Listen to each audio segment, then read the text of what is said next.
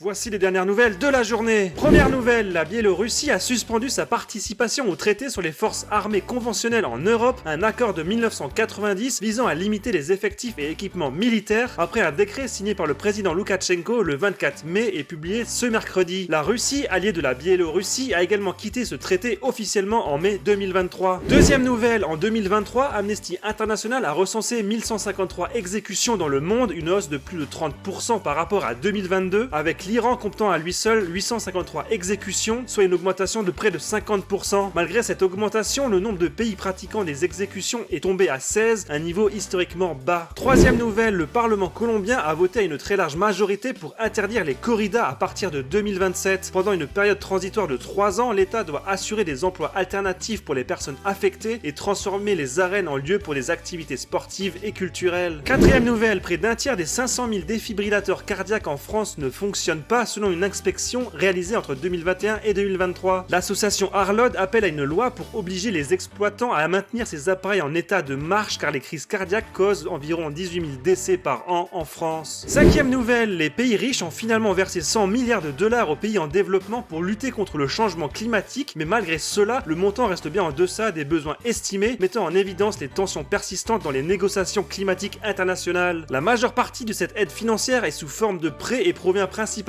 d'argent public, avec une augmentation notable en 2022, mais les critiques soulignent la nécessité d'un soutien financier plus conséquent et transparent. Sixième nouvelle, la capitale de l'Inde, New Delhi, a enregistré un record de température à 52,3 degrés, conduisant les autorités à émettre une alerte sanitaire rouge, tandis que la capitale indienne subit des pénuries d'eau. Cette vague de chaleur, aggravée par le changement climatique, a également touché d'autres régions de l'Inde et du Pakistan, avec des températures dépassant les 50 degrés.